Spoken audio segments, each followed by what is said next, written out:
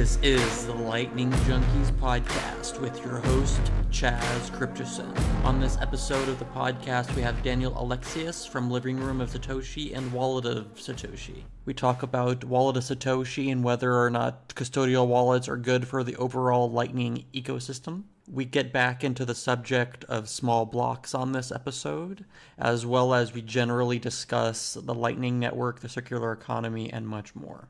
As always, if this podcast happens to bring value into your life, please chip in via Bitcoin or Bitcoin on Lightning on my crowdfunding campaign, crowdfund.lightningjunkies.net. You can also find links to tip me in the show notes as well. There are other ways you can support the show if you cannot support the show financially. These include subscribing to the show, leaving a review, and sharing on social media, especially Twitter. And don't forget to tell your friends that the Lightning Junkies podcast is the podcast to get your Lightning Network fix. Now let's go ahead and jump into this episode.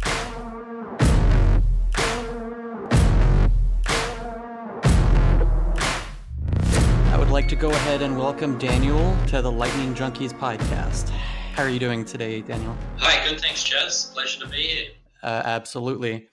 So generally when I begin these sorts of interviews, I like to kind of start at, your kind of general background, preferably before you got into Bitcoin or crypto generally. Well, I don't want to bore you too much with my coming to Bitcoin story or moment, but I'm a programmer basically. So I've, download and try pretty much everything that I come across, and Bitcoin was one of those things.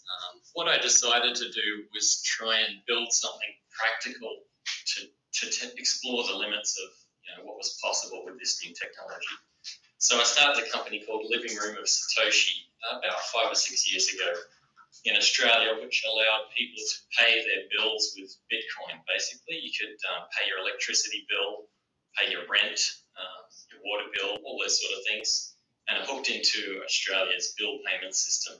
So we let that run for a little while, and it became clear pretty quick what this new technology was capable of and what its limits were too. Got it. So I guess, to be honest, I'm probably most familiar with Wallet of Satoshi. When did that enter the picture? I guess a little bit later. I mean, after we had this bill payment service running, it became obvious to me that Bitcoin wasn't really designed to be used like this as a retail payment system. It had these 10-minute block times. We had to hedge the price while we were waiting for the confirmations. They weren't real time. I previously worked at MasterCard and other retail payment systems, and Bitcoin just didn't work like that. And we put in some hacks to allow zero confirmation payments, but it was just that. It was just hacks. So I was waiting for a technology that would sit on top of Bitcoin and become a proper retail payment system. And so, of course, I was very excited when I heard the first inklings of Lightning come about, and we were one of the first to try it out when it came out. So we thought we'd build Wallet of Satoshi, a proper retail payment system for Bitcoin. Got it, absolutely. I'll be honest here. I've used Wallet of Satoshi kind of more than I would prefer. I think I even called its use cheating at one point. Just because I feel like I come from the Bitcoiners that would say that having a custodial wallet is, suboptimal, that, that's not where we should be going, etc. How would you respond to that general criticism? Yeah, that's a very common sort of thought. And I understand that because we've been conditioned by the properties of Bitcoin itself to value decentralization above everything. And I'm in that camp exactly. I'm a maximalist too. It's important above everything else to preserve Bitcoin's decentralization as the base layer payment system. But when it comes to retail payment systems, custodial services can just do it better. They just can. There's trade-offs that have to be made when you decentralize things. And in a real-time, merchant sort of style payment system or wallet payment system, I'm sure you still use your Visa card to buy things. I do. It works really well. And the problem that Bitcoin solves is not necessarily the problem of retail payment systems of getting fast, reliable, cheap payments for merchants and for consumers. The problems it solves are far more important than just a payment system. Payment systems are a dime a dozen. I've worked on them in the past. You can get them to work well, but Bitcoin solves the problem of sound money and of open access to that payment system so that anybody can use it. So don't feel bad about using a custodial services like Wallet of Satoshi, because, I mean, it's not designed to be used the same way as Bitcoin.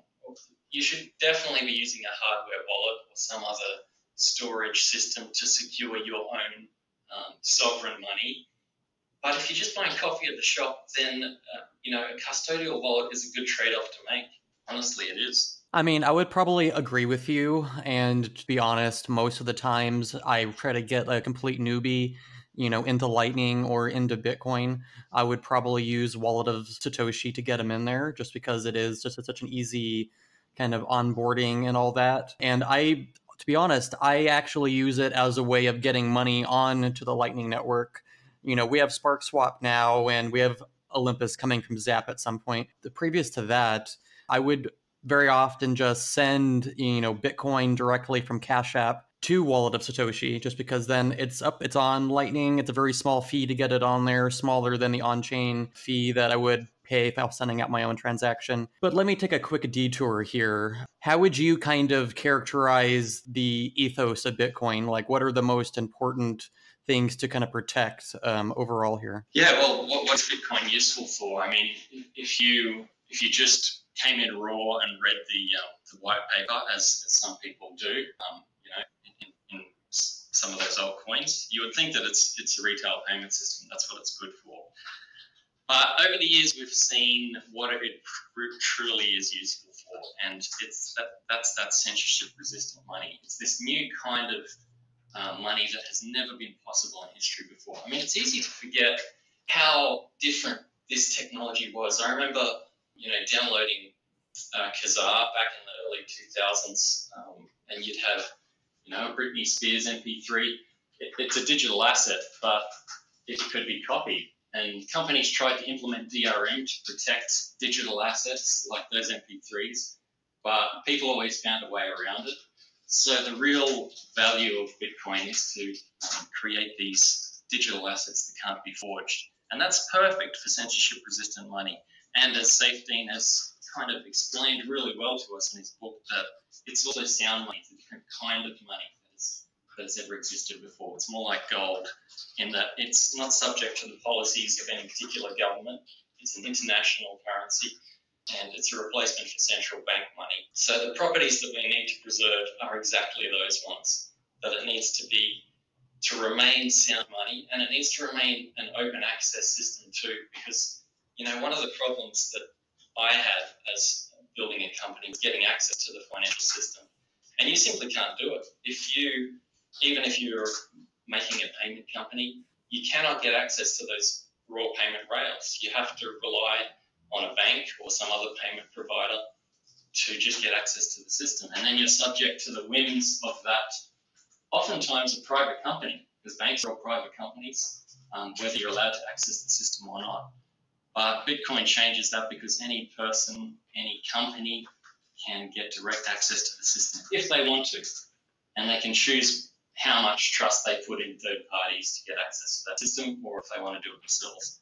So they're the key things that need to be protected in Bitcoin, in my view. Got it. So on my previous episode that came out yesterday, actually, when listeners actually hear this will be in a few weeks ago, the episode that I did with Shinobi here. A big part of the episode was kind of using Bitcoin, using it on things that are currently illegal in whatever jurisdiction you might be in. So, a big use case for Bitcoin might be Silk Road. What do you think about that general idea? I guess I have a slightly different view from Shinobi on that, in that I'm not going to actively promote people use it for illegal purposes. But the design of the system is such that it doesn't restrict people from using it for whatever they want to. So then those rules aren't built into the protocol, but they can be separately enforced by governments, by whoever wants to do that. But those things definitely shouldn't be part of the protocol. I was interested to listen to Shinobi actually on your podcast yesterday, because there's this small trend of people calling for a smaller block size. And this is something I've had in the back of my mind for a long time, actually. Luke Jr. was obviously the first person to actively promote it and to get heavily derided for even promoting the idea. And Nick Szabo came along in his podcast and talked about it again. Interestingly, Shinobi mentioned it yesterday. But I really, as a business owner, as someone who uses Bitcoin, this is one of the most important things to me, preserving those properties so that we can build layer 2 networks. Because layer 2 networks don't work at all without preserving those properties in the layer 1 network. And if we want to preserve those properties, then a smaller block size kind of makes sense, We shouldn't be using it as a payment system. We should be using it as a trust system, as something that's expensive and solid and, can't be compromised. What do you think about that? Got it. So yeah, I'm still on the fence about small blocks. I'm technical, but I'm probably not technical enough to really assess the truth value. So I'm withholding my opinion at this point, I think. But I definitely find it fascinating at the idea of being able to transmit entire blocks over shortwave radio and things like that. Making it a little bit more cypherpunk whenever possible sounds like a good thing, at least in principle. I think it's interesting too that we have altcoins. I think they do a lot of damage in fooling people who are new to the space about what Bitcoin is really all about.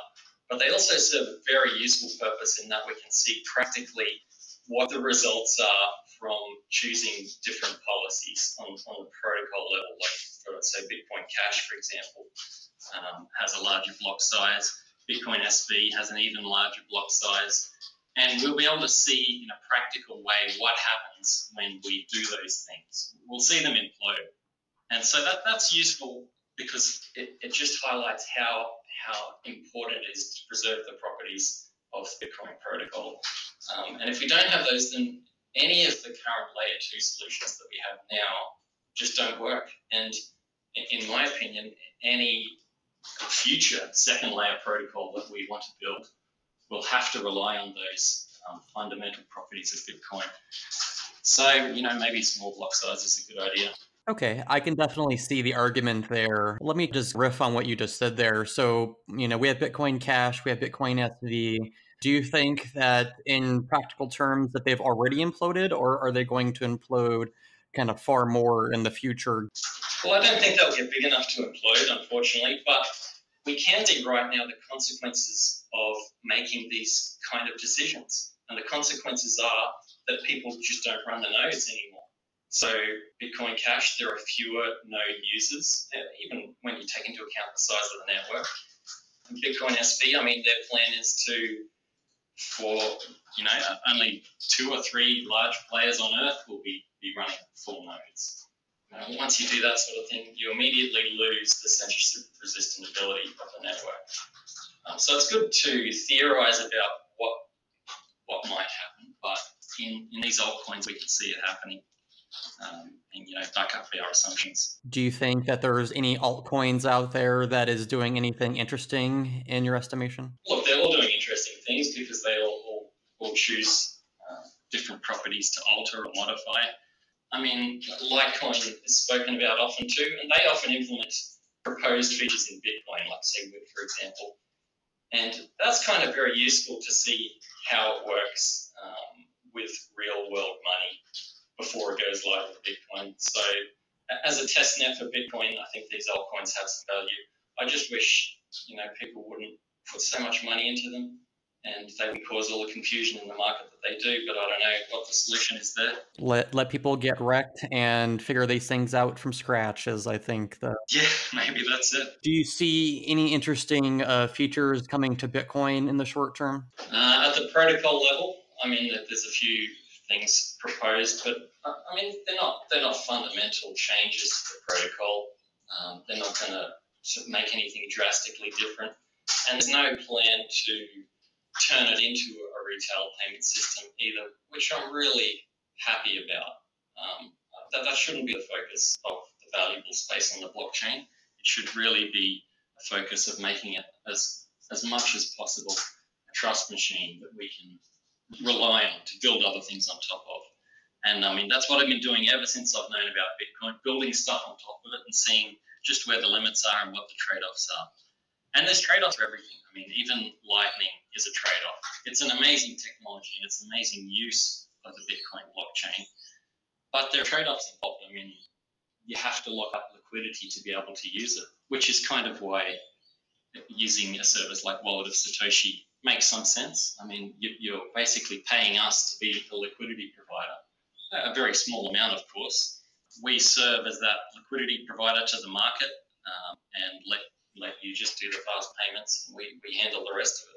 But yeah, all of these layer 2 technologies will have trade-offs. There's no silver bullet that will fix everything. So yeah, let's go ahead and come back to Wallet of Satoshi here. So when you were developing that, did you run into any challenges or anything that, you know, Lightning Network itself kind of made more difficult? The Lightning Network was surprisingly mature, even right from the start, or when they first kind of allowed people to start using it.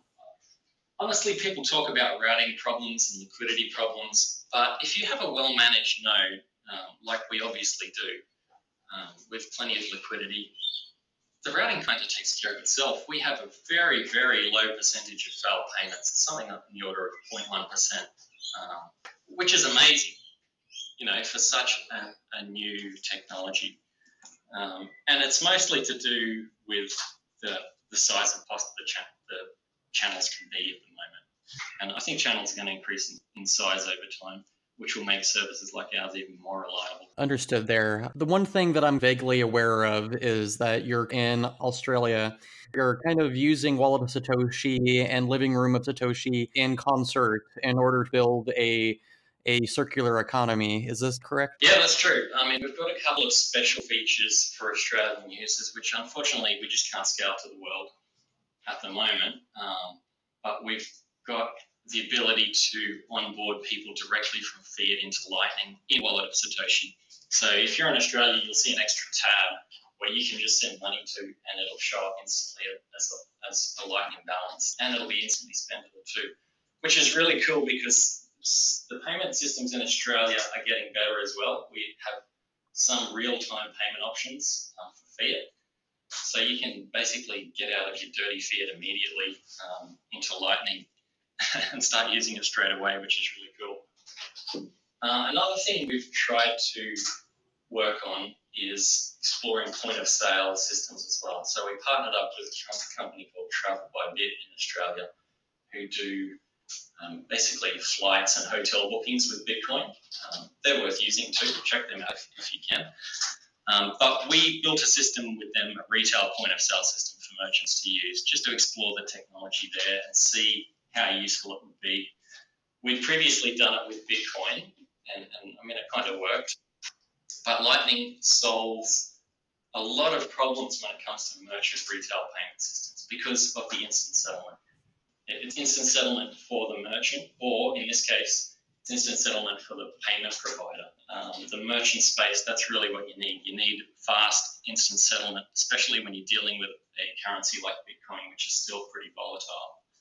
So I was quite excited to see how that's been going. We've got about 250 of those brick and mortar retailers around Australia at the moment, mostly in places like airports where we get a lot of international travellers who can use Lightning, obviously, coffee shops and gift shops and that sort of thing. So that's been interesting to explore. And the benefit is that, you know, even though Wallet of Satoshi is a custodial system and the point of sale system is a custodial system, we're processing payments on behalf of the merchant. Both of those things have direct access to the payment network in terms of being real Lightning systems. So any Lightning wallet works with the point of sale system. And conversely, you can use Wallet of Satoshi with any proposed point of sale system that anyone else develops. And that's a huge change. That's a huge improvement over the current system where the merchant has to be a Visa merchant and the customer has to have a Visa card. Otherwise, they just won't work. Sometimes you lose track of, even though these systems are still custodial, they're solving huge problems for merchants and for retail payments. Yeah, and we've seen that demonstrated with our systems. Has there been a lot of customer adoption at those merchants of Lightning at all? No, I wouldn't say that. No, it's still very much an experimental sort of thing. We probably get a few transactions per day at each merchant at the most. And I mean, that's a function of how many people are actually using Bitcoin to go through airports. And, we don't do a lot of promotion of it either. But it's there and it's working. And if it's something that people find useful, it's getting a little bit of use at the moment. It's not blowing any minds, that's for sure. But like with all things I've tried to do, we've got to build these technologies and try it out and see where it goes. See, I don't know who Lightning is useful for at the moment. I really don't. All I know is that it's useful for me as a business owner to get instant settlement of payments. I know that it's potentially useful for merchants to get instant settlement of Bitcoin, because that's something that's very important in the merchant space. When it comes to other uses, I don't know. We're still exploring it to see where it goes. And building Wallet of Satoshi is one of those explorations to give us some data and find out what it's useful for. Okay, understood. While on the same topic of a closed loop or circular economy, I kind of wanted to ask about Living Room of Satoshi here. Like a bill pay service, maybe similar to Bull Bitcoin in Canada, where you can pay, as far as I know, most bills with Bitcoin. So maybe even paying rent with Bitcoin. Is that right? That's right, yeah. So we have a dedicated bill payment system in Australia running on the fiat payment rails that we've been able to look into. So that covers pretty much all of your household bills, electricity, and your rates, car registration, that sort of thing. And we've also looked into the banking system, so you can pay your plumber or anybody else who has a bank account. So that's been interesting to see how people use it, and people use it for all sorts of things. We publish that data on livingroomofsatoshi.com, so you can see what people are using it for every day, which is quite interesting. So probably about 2 years at this point, maybe a bit more. I've been living, almost exclusively on Bitcoin in some sense. One of the biggest things was paying rent. So it's very interesting how, at least in Australia, you address that. Do you think the payment system, the fiat payment system in Australia is unique in that sense? I'm not very acquainted with it, just being in the US and all. Yeah, most people in Australia tend to pay their rent just with a direct bank transfer, a kind of push style payment, which happens fairly fast, usually overnight. So most people can use Living Room of Satoshi, pretty much immediately, as long as they have some sort of Bitcoin wallet to pay it with. I'm pretty jealous of that because it's here in the US. I'm, trying to beg my landlord, like, please, please take this Bitcoin thing. Usually it just doesn't make sense. Let's say they supported Coinbase or, BitPay. Either of them would probably take a 1% fee, if not more. And if you're paying like $1,000 rent, let's say, that can, add up to be, a good amount of, like $10 or something. And I'm a cheapskate, so I'm not really into that whole thing. On your service, is there any fee that's kind of added on top to just the bill itself? We just charge our own spread basically on the payments. But there's very little costs for us really, apart from the regulatory costs. So we're able to keep that pretty tight. So people tend to use it pretty regularly for things like rent payments. I think what we're still missing is more of the accounting side of things. In your case, I mean, for our service, it's good because the person receiving the payment doesn't even have to know about Bitcoin, and they can use all their accounting systems the exact same way they normally do. But if your landlord wants to receive Bitcoin directly, that is still a huge headache for him, just in terms of accounting. Apart from anything else practical about being able to convert it to fiat or storing it somewhere, the accounting thing is a headache. And I've even noticed this when trying to support open source Bitcoin projects. I can't name anyone in particular, but even some of the big Bitcoin open source projects can't accept payment in Bitcoin at the moment just because of the accounting headache. We don't have any good accounting tools for being able to receive Bitcoin at the moment. And I've been looking in the space to see if anyone's going to address this, but I haven't seen any good solutions yet.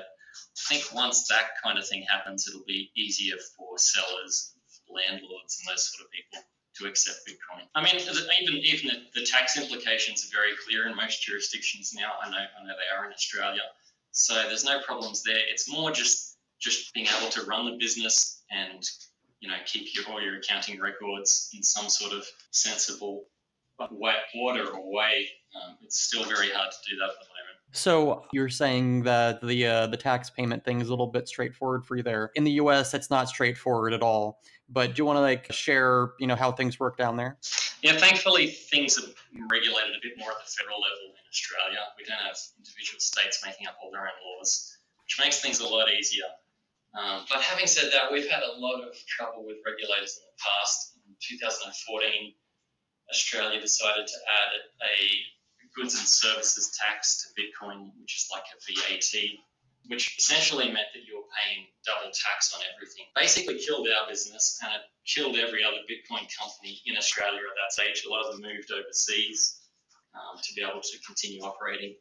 Thankfully, they reversed that decision a couple of years later after we all got together as an industry and told them that this was just stupid. And since then, they've been a lot more accommodating to our opinions about trying to explain how Bitcoin works so that they don't do that sort of thing again. Even this morning, I was talking to someone from Treasury. They're looking to make regulations about the whole cryptocurrency space. And, the industry associations are one source of data for that. But often they get co-opted by, your cashed up ICOs and the like. So it's kind of important to be that independent voice to these people. Just try and explain the difference between Bitcoin and everything else so that they don't make any more of those stupid rules. Understood. I'm assuming you pay capital gains tax on Bitcoin sales there as well? Yeah, that's right. Yeah, there's no special rules for Bitcoin specifically, apart from an exemption they brought in a couple of years ago about a $10,000 yearly limit if you use it in a retail sense. If you're just using it to buy your coffee or pay bills or whatever, then it's exempt in that case. So that's been good for adoption in Australia too. Oh, so that's something that's already on the books then? Yeah, that's right. That's been operating for about 2 years now. $10,000 exemption. That's very interesting, and I really wish we had a couple of those laws in the U.S. that would make things so much simpler. Beyond regulatory things here, I'm kind of curious, do you plan to grow these businesses, Living Room of Satoshi and Wallet of Satoshi at all? We have had plans in the past to do that. The problem is that these are very regulatory heavy kind of systems to be playing in when it comes to payments. Governments all have their own individual rules in different countries, as you know, and you really have to be a local expert to be able to expand. And some companies have the capacity to do that, and they're trying, but it's still a huge cost on lawyers and trying to understand all the regulations. So, Wallet of Satoshi, as I said, it's more of an experiment at the moment. We know that this is a far better way to do payments on Bitcoin, and we want to explore exactly what we can do with it. One of the best things I've seen about it is that it makes use of the fact that Bitcoin is an international currency. And so you can hop on a plane and go anywhere and you can use it. And it functions kind of like fiat money, a fiat money payment system. Pretty close to it anyway. And that's something that just hasn't been possible on Bitcoin before. So I'm excited to see that. What else we'll see, I don't know. Got it. Let me ask you this. Would there be anything that, if you could wave a magic wand, that you would just start doing tomorrow? In terms of, the business, something that might just be too much of a regulatory burden at the moment, maybe? We went through the lengthy process about 2 years ago in Australia to become a fully regulated financial services company. So there's something called a financial services license in Australia. So previously, no cryptocurrency-related company has ever attempted before. We finally got through that process, and it was a huge expense and burden, and definitely not worth it in terms of monetary value for us. But I think it kind of helped out the whole industry in the fact that we're the first ones to do it. We've set the precedent. Now the regulators know a bit more about how it works. The insurers are getting familiar with it. We paid a huge premium PI, professional indemnity insurance. So I guess more than anything, I'd like regulators just to back off and wait a little bit longer, because once you start setting regulations, they apply in ways that you don't anticipate. And that's been our experience for the last 5 or 6 years. We've fallen into categories that really don't apply to us, but the regulations are already written, so we have to. Okay, understood there. I'm familiar with maybe only a couple of Australian Bitcoin things. I'm aware of Amber. I'm aware of Stephan Livera, his podcast and everything. Is there any other major Bitcoin companies or Bitcoin things in Australia that people should be aware about? Look, you've already got the cream right there. Stephan Livera and Amber. Yeah, those guys are good friends, and they're really doing the right thing, trying to push things forward the right way. Someone else I mentioned before, Travel by Bit, obviously trying to make some waves in the flights and hotel booking space, and push more of that retail usage of Bitcoin, which hasn't been pushed to its limit yet, and we haven't seen how useful it is for that retail kind of space yet. Apart from that, you pretty much covered everything. Everything else in Australia is a scam, pretty much. I mean, stay away from the likes of Power Ledger and all the other ICO scammers. Okay, understood. That makes a lot of sense. You could have mentioned retail payments and kind of merchant adoption several times here. Something that's come up multiple times in previous podcasts has been the idea that, Bitcoin might end up getting, the base chain of Bitcoin might end up getting fees that are like $100 per transaction. If this ends up being the case, do you think it's going to fundamentally change how you run your business? I think it will, but it will in a good way. I mean, I want this to happen. I want to accelerate it, if anything, which is kind of part of the reason why I'd support a proposal to reduce the block size. We need to get away from the idea that Bitcoin is a retail payment system and just stop using it like that. And it needs to be that rock solid, reliable base layout that we can build things on top of. Got it. So, do you think the same argument can be made about Lightning at some point, that the transaction fees are so large that it makes it very difficult to even open up a Lightning channel? I think Lightning channels at the moment are a very valid use case, maybe the only valid use case of usage of the Bitcoin blockchain at the moment. I mean, I have a look at some of the channels that I've opened on my nodes, and we're getting up to 10,000 payments, for example, in some cases, in some of those channels. And that's all for the price of one on-chain Bitcoin transaction. So the scale is just tremendous, how much data it's taking away from the Bitcoin blockchain and putting it into Lightning. And as you said, Lightning's not the end game either. It's really just the start. It's one of multiple options. Things could be built on top of Lightning. We could have alternative layer 2 solutions that anchor into the Bitcoin blockchain periodically. And I think that there's enough smart people around that can come up with solutions for how to minimize the impact of that data on the Bitcoin blockchain that we don't have to worry about ever expanding the size of the block size. Question is, how do you handle channels? Do you guys have some kind of like automated script that you use, or is everything done manually? That's a good question. So we've got a few different nodes running at the moment. We've got one primary node, I guess, which is running on LND currently. We have a couple of other implementations though. Channel management hasn't really been an issue for us because we've had enough liquidity to kind of handle any use case that we currently have. But I can see that it's going to be a problem because manually managing these channels can't scale.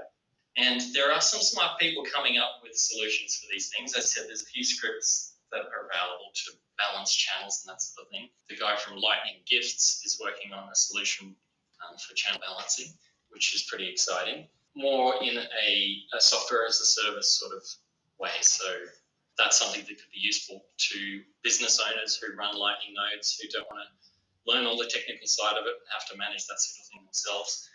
But as I said, there's lots of smart people in this space who are going to come up with services for Lightning that we can take advantage of. When a channel on your end ends up getting pushed to the remote side, how do you guys rebalance that currently? At the moment, we just do it manually if we need to. We'll make an outgoing payment in that channel directly. But it's more of just having enough liquidity overall, sufficient outgoing liquidity and sufficient incoming liquidity that the Lightning Network node implementation basically takes care of it. It's pretty clever. It'll find a route as long as you have outgoing liquidity somewhere. Do you open a lot of channels or do you close a lot of channels? We basically rarely close channels. There's no real need for us to do that. We just keep them open for some extra liquidity.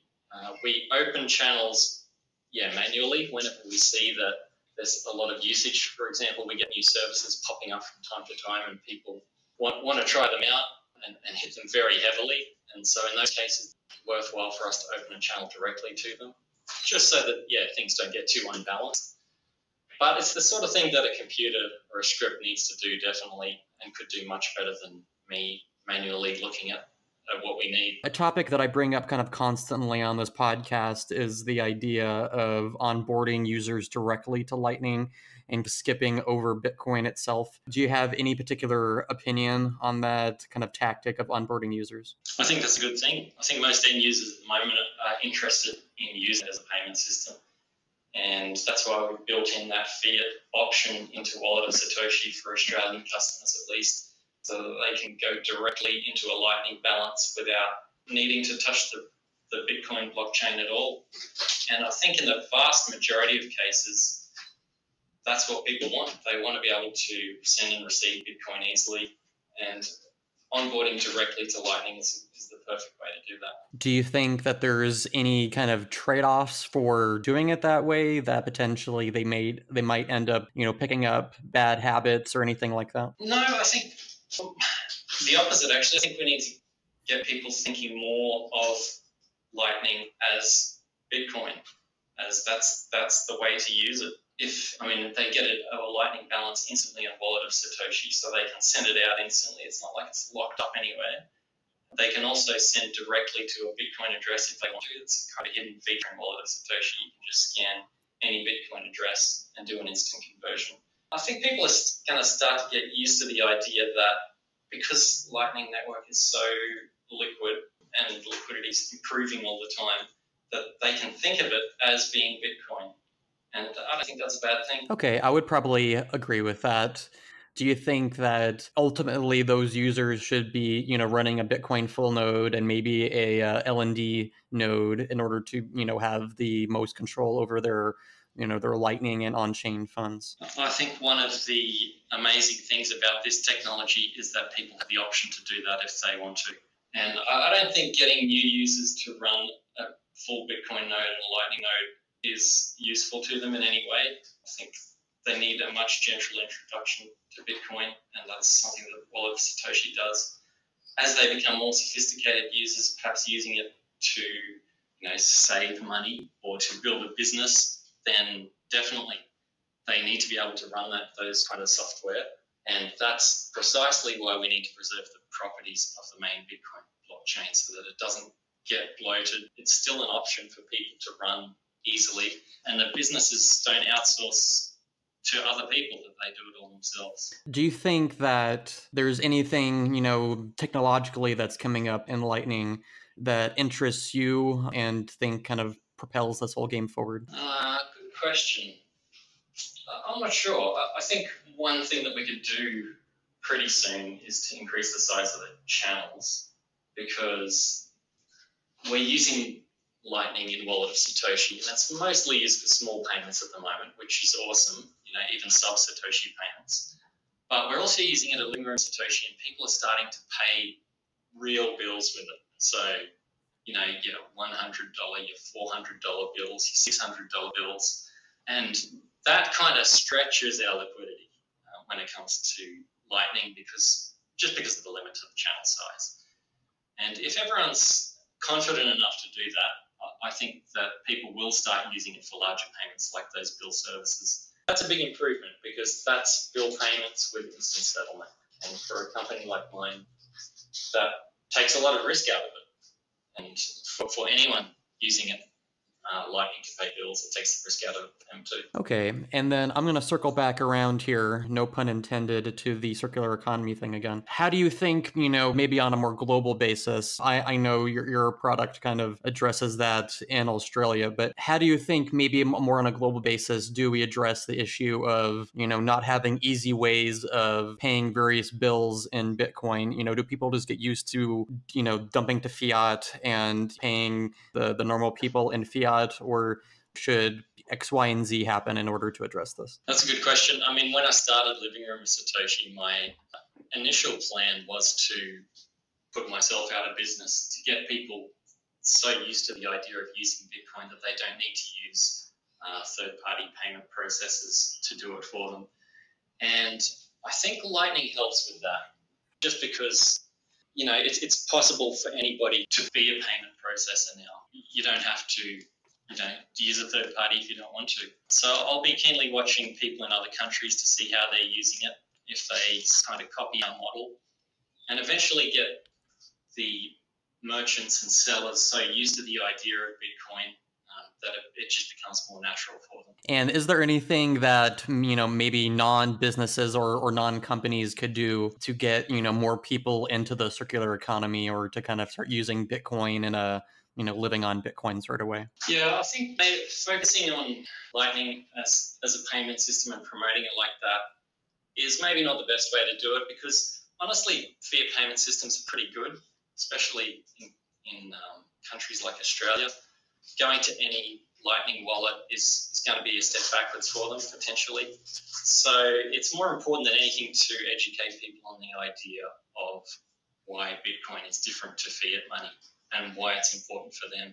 And I think that, honestly, that financial crises and global uncertainty about what's happening in the central banking system is just going to do that for us. People who start to going to realize what fiat money is all about and start to look at Bitcoin themselves. And if we have those products there ready for them to use, it'll be easy to onboard. Got it. So, I mean, basically what you're saying is, let people know about the sound money traits of Bitcoin and kind of let the rest do its job. Yeah, exactly. Yep. Well, I guess in my experience, I have difficulty getting people to understand the whole sound money argument. It tends to just fall apart like, oh, okay, cool, Chaz, pat on your head a little bit. And then they just stop listening, tune out sort of thing. How do we get people to just listen to that initial argument? Well, it's got to address a personal need. I think that some people, especially older ones who've retired, I know particularly in Australia, who have savings in the bank and have seen the interest rates dropping, and they're just basically getting nothing anymore for the money that they have. It kind of prompts them to think about what this thing is that they've got and whether it really has any value. So talking to people from that angle, I find that they're often curious to find out about what this fiat money is that they're holding and why it's doing what it does and why central banks are making the decisions that they do. I mean, QE is going to be a big thing. I see in the newspapers in Australia today that the Australian central bank has given up on reducing interest rates. They're down to about 0.5%, but they're obviously scared about the effect, the psychological effect that going to zero will have on people, preparing to do more quantitative easing. So those sort of things people are going to be interested in.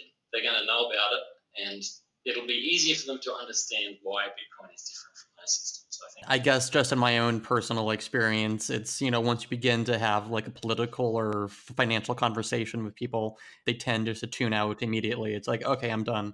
Kind of let's talk about Netflix or something. Kind of moving on from there, I wanted to briefly ask. So I was looking at your website on Living Room of Satoshi, and I noticed you accept more than just Bitcoin. You also accept other altcoins. Do you want to let me know why that is? Yeah, that's a bit of a pain point for me because I'm clearly a Bitcoin maximalist. We started with Bitcoin, but we need to address that market demand. People want to cash out these coins, and so we're given the option to do it. So if you want to dump all your altcoins, Living Room Satoshi is an easy way to do it. Get them straight into fiat or pay a bill with them and you're done. Hopefully over time, those options, they will definitely, because the market cap of those coins is going down. All our our current and future development is on Bitcoin. And I'm guessing 95% of the payments coming in are from Bitcoin or from Bitcoin Lightning. Is that right? If you click on the stats page on our website, we publish that data for the last 30 days. So let me have a quick look now. So we got 61% payments with Bitcoin, 13% Ethereum, interestingly still, and then Litecoin and Lightning in fourth place. So that's quite amazing for bill payments. Lightning has taken up all that ground in such a short amount of time, above Ripple, Bitcoin Cash, BNB, Monero, Decred, Dash, all the others. Do you think that there's any good argument against supporting these particular coins or chains or whatnot? Against supporting them? Yes. What, for me personally or for... Yes. Yeah, maybe there is. Maybe it does add to that legitimacy aspect by listing alongside Bitcoin. Makes people feel like they're in the same category. Maybe we'll work on altering the website to make it clear that they should be using Bitcoin. Of course, with all our current customers, we do promote our product, our Wallet of Satoshi product, and we're constantly doing media about Lightning and about, what it does, how it works, and how it can be useful for them too. You were saying that, you kind of advertise Lightning, generally on your website. And I kind of got the vision of, I'm not sure if you've seen the Blockstream satellite Twitter that like a lot of people are using to troll with.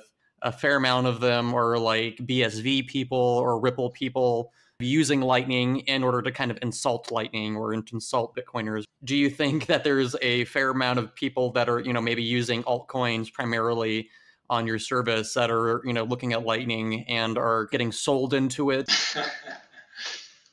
Do you mean that the Lightning's having an effect on BSVs because they can see that it actually works? Basically. Maybe they're like, grumbling to themselves about it, but yeah. Yeah, maybe. I mean, there's still a lot of misinformation around about Lightning in those communities. I try and stay away from them as much as I can. I mean, the proof of the pudding is in the eating. We've got this product that works. Fees are low. It's instant settlement. And it doesn't affect the Bitcoin blockchain. It doesn't compromise any of those properties that we need to preserve. So, I mean, it really demonstrates itself. Where do you see Bitcoin, Lightning, and the whole ecosystem of Bitcoin being in maybe 10 years? Do you see it improving significantly? 10 years is a long way out. 10 years ago, we didn't even have Bitcoin. But, yeah, I see what you mean. I think that people are going to gravitate towards the property of its internationalness more than anything. People are becoming more mobile, traveling more, and fiat systems are really bad at that. So that might be the first place where people see its utility. And if people want to spend it when they're traveling, moving around, then merchants are going to accept it.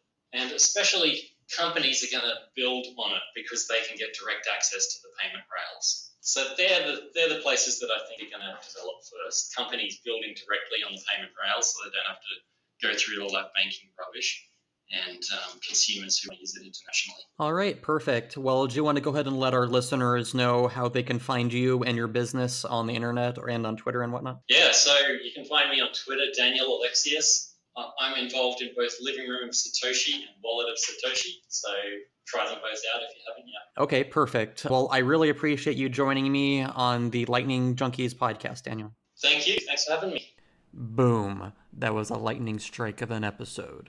Hopefully you enjoyed that conversation and learned something too. I certainly did. If you did in fact learn something, once again, I would ask that you chip in a little bit of Bitcoin or Bitcoin over Lightning on my crowdfunding campaign, crowdfund.lightningjunkies.net. There's also links to tipping.me, BottlePay, and LNCast in the show notes as well. Earlier this month, someone was nice enough to donate 1 million sats to the podcast. This was enough to cover 1 month of costs and associated with running the podcast, so I really appreciate it. Just to throw it out there, I am generally open to future sponsorships in order to monetize this podcast. I know I said on early episodes that I wouldn't do this, but I've definitely been having a change of heart and would love to be able to do this show full time and be able to progress it.